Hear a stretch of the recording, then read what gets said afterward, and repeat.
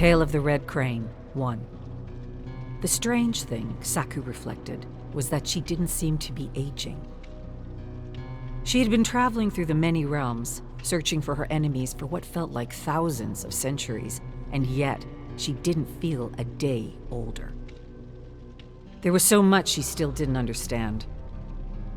She had learned about other worlds and people and their unique cultures and languages, and though she knew a lot about these different worlds, she knew very little about the many realms.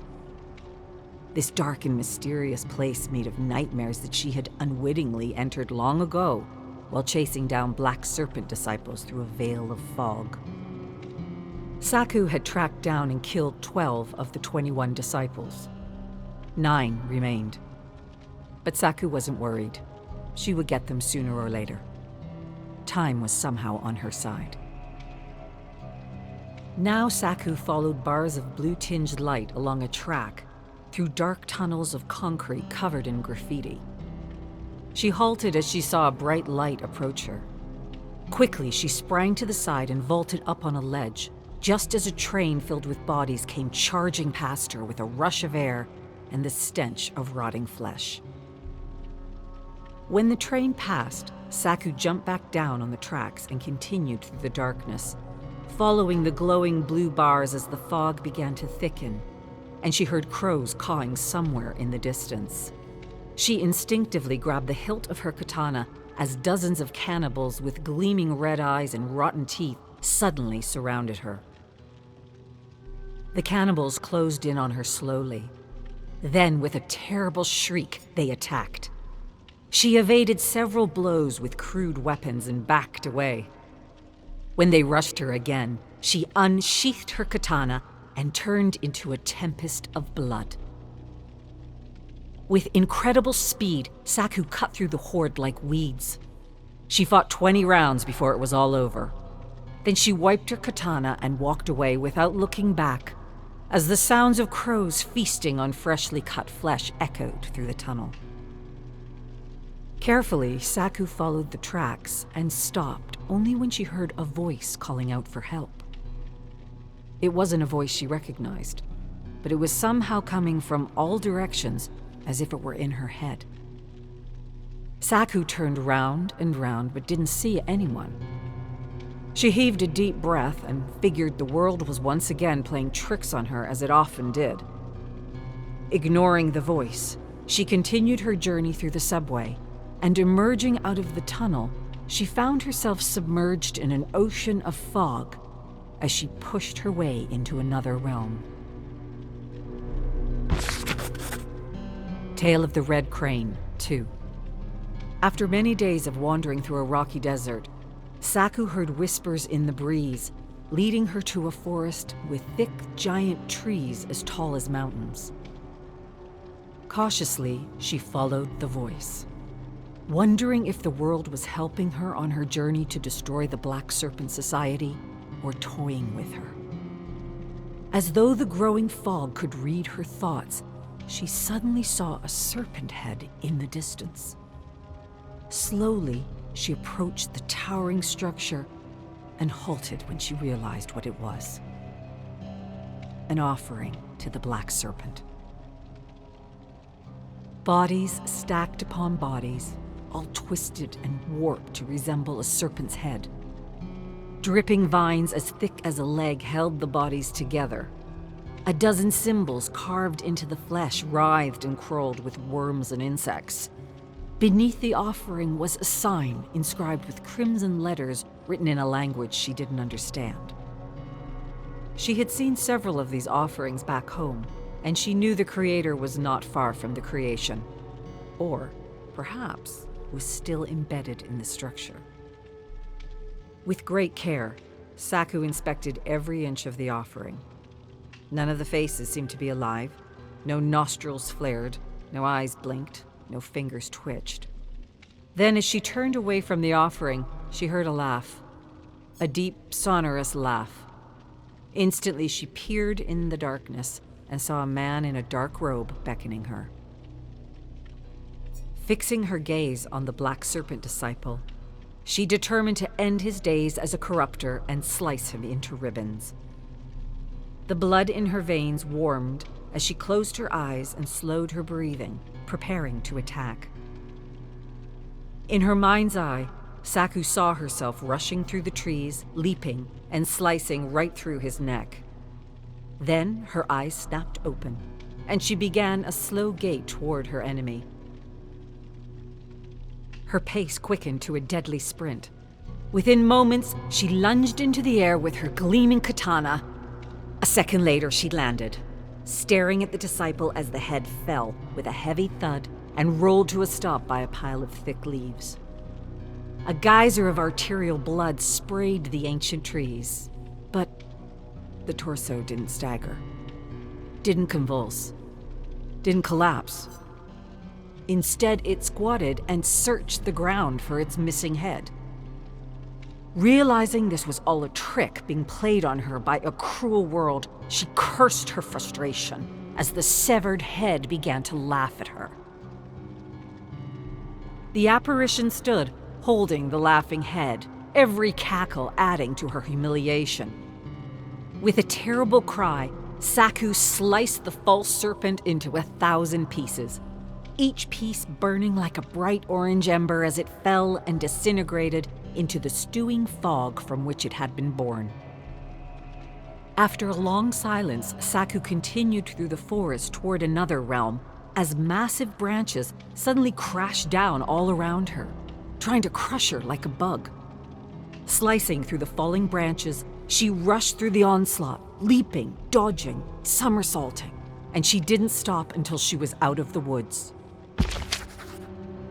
Tale of the Red Crane, 3. For days, Saku pushed on blindly through the realms until she reached the edge of a rocky cliff. Ahead, she saw a tower standing atop a column of rock that rose from the darkness below. Just above the tower, there hovered a strange airship, covered in purple gore and dead creatures, with squid-like heads and tentacles dangling from the sides. A wooden ladder connected to the cockpit was lowered to the tower's roof. Someone was searching for something inside the tower.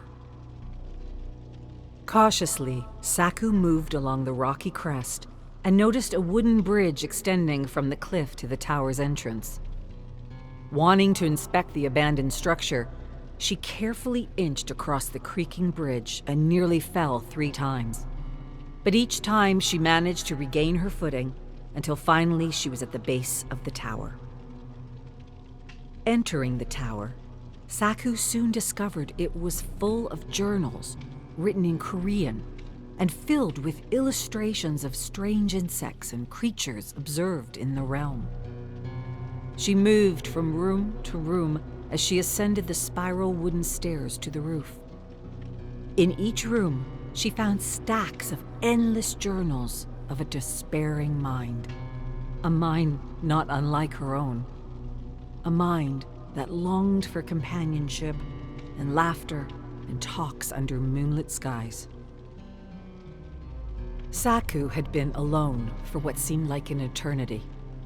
And more than anything, she missed talking and laughing with friends and family. Her journey had taken its toll on her, and for a second, just a second, she contemplated making this tower her final resting place. But as despair began to overwhelm her senses, she heard a voice calling out to her for help. A voice that seemed to be coming from the roof. With a start, Saku dashed up the stairs, unexpectedly scaring a young man who froze wide-eyed for a moment as though he recognized her. Then the young man grabbed a collection of scrolls and bolted up the stairs screaming for someone named Haley. Saku cried for him to stop and chased him up to the roof. Not to hurt him, but to know more about who he was, where he came from, and how he ended up traveling on an airship in this endless nightmare. But it was too late. By the time she rushed through the doorway, the airship ladder had been pulled into the cockpit, and the heavy motor was moaning a lonesome note into the endless abyss. Slowly but surely, the airship pushed through the billowing fog, sounding a deep foghorn now and then so as to ward off creatures of the abyss. Saku stared after the airship for a long time after it disappeared. Then she staggered back and collapsed beside a human skeleton secured in a bolted chair with a fishing rod in his hands. Countless bones of strange creatures he had pulled out of the abyss lay around him. Saku laughed out loud for a moment. Then she went silent, as tears began down her cheek. She shuffled back, grabbed the bottle in his bony hands, and soon downed the liquid fire. Then she grabbed the rod and cast a line out into the swirling fog below. There, Saku spent hours catching nothing and talking about everything to absolutely no one. Then she climbed over the edge of the outer wall, and for a moment she wanted to let go of everything and let herself fall, when suddenly she heard the voice. She fell back into a pile of bones with a terrible clatter and laughed and cursed at herself for letting the nightmare get to her. Clambering to her feet, she staggered down the stairs and continued her journey through the many realms. Tale of the Red Crane, 4. Slightly hungover, Saku approached a graveyard of ancient statues carved out of rocks as large as mountains, illuminated by a shimmering green light that didn't seem to be coming from any apparent source. As she moved through the massive, overgrown, crumbling arms and legs and heads on the ground, she couldn't help but notice the faces of the statues were blank. There were no features, no eyes, no cheeks, no lips, nothing, just a blank slate. And as she passed the fallen statues, she heard a slight crumble and crackle of stone. Turning, she spotted the black serpent disciple in a thick black kimono, meditating in the middle of the open palm of a severed stone hand. Narrowing her gaze, Saku stared at the disciple for a long while, trying to decipher if he was real or just another attempt for this dark world to humiliate her. An instinct told her he was one of the 21 she had followed into the many realms. Stealthily, she approached him like a panther on the hunt. She climbed the crumbling wrist and squeezed her way through 2 plump fingers. And just as she withdrew her katana with a ring and leaped to end his days as a servant of darkness, a massive hand caught her midair and lifted her to face its empty face. Then the empty face seemed to morph in and out of 1,000 different faces, as though she were staring at the very mask of eternity. Saku shuddered at the sight and quickly turned to the open palm on the ground. The disciple was already gone. She cursed something terrible. Her face hardened and she twisted and thrust out of the giant statue's grip, falling on the ground like a nimble cat. A second later, a fist came crashing down, sending a rain of dirt and debris high in the air. With great speed, Saku evaded blow after blow as the giant statue devastated the graveyard, searching for her. The giant statue lifted limbs and thrust them against the ground, but Saku leaped from hiding place to hiding place as she waited for her chance to escape. And through this graveyard of fallen idols, she played cat and mouse for 20 or so rounds before the giant finally gave Saku the opportunity she needed to escape through a column of swirling fog.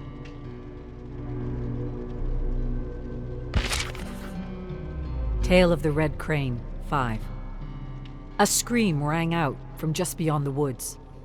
Saku bounded up the hill past dead creatures and impaled bodies and entered the arched doorway of an overgrown coliseum. She rushed up crumbling steps into the stands and moved slowly toward the ancient arena. She froze suddenly at the sight of the black serpent disciple she had been tracking for the last few days or weeks. She couldn't quite remember. He was lying on his stomach, eating dirt, groaning and agonizing with 4 bleeding stumps where arms and legs used to be. A pool of sticky crimson blood grew around him. Slowly, Saku approached the dying man, waiting for him to disappear into the fog like all the other cruel apparitions the world had created for its amusement. But when he didn't disappear or laugh at her, she realized he was real and not a fabrication of the nightmare. Saku moved closer and prodded and pushed the torso with her foot until he was lying on his back, staring up at her with bloodshot eyes and trembling lips. Frothy saliva and blood made bubbles as he desperately begged for a quick end. Instead, Saku stepped back, sat cross-legged in the dirt, and watched him die the slow and miserable death he deserved. As he begged for the swiftness of her sword, crows appeared from the darkness and surrounded the squirming worm of a man. Then they picked and pecked at the human worm until there was nothing left but bones. When the crows disappeared into the darkness, Saku rose and dusted the dirt off her kimono. Taking a deep, calming breath, she withdrew her katana and decapitated the head. She watched the head roll away as the sky darkened and it began to rain bone and gore. Saku looked up at the sky, confused but not surprised. She had never experienced anything like it, and sensing danger, she rushed into a nearby tunnel, wiping off chunks of flesh and pulling out a piece of sharp bone that had pierced her shoulder. Patiently, Saku waited at the edge of the tunnel as the arena thrashed with flesh and filled with blood. Over the thumping organs and entrails, she heard a clang behind her. Slowly, she turned around, face dozens upon dozens of undead gladiators. With a deep sigh, she held her katana at the ready as she slowly backed into the gore-covered arena. The gladiators approached her slowly, then, all at once, rushed her with axes, spears, and heavy swords. Saku battled the gladiators until the last head rolled and the hellish shrieks and cries ceased. Exhausted, she staggered back and collapsed into a crimson stew of death. There she stared up at the night sky, hoping against hope to wake up from the nightmare that had become her life. Tale of the Red Crane, 6. After weeks of tracking black serpent disciples through strange and brutish realms, Saku found herself pushing through a marsh of thick grass and deep putrefied flesh, like mud. Several times she got stuck, then found the strength to pull herself free and continue, despite the barrage of dark and despairing thoughts that assailed her with every step. At last, she traversed the marsh but collapsed right at the edge. With trembling arms and legs, she clambered to her feet and froze, staring at jagged mountains in the distance. Paralyzed by despair, she realized she didn't know what she would do once she fulfilled her promise and killed the last disciple. Nothing she did would ever bring her clan back, and for a moment, she wanted to fall back and let herself sink into oblivion. There would be nothing after. No anger, no hate, no revenge. Just loneliness and all the memories of what had been lost. Slowly, Saku extended her bloody hands in front of her face and stared at them for a long moment. Then she lowered her hands and winced in pain. A slow trickle of pus dripped down the length of her arm from a deep wound. Saku had to take care of the injury before it festered. Or she didn't. She wasn't sure what she wanted anymore. The despair was stronger than it had ever been. It clouded her judgment, blurred meaning and memory so that she couldn't fully remember her reasons, her purpose, her past. Now the only thing she felt was abandoned by everyone she ever knew and loved. And she knew this was an absurd thought, but couldn't help thinking it. Saku stood there for what felt like an eternity, just staring at the mountain before her. Feeling alone, she closed her eyes and tried to remember bits and pieces of her life. With difficulty, She remembered faces, voices, and laughter. And she remembered her promise.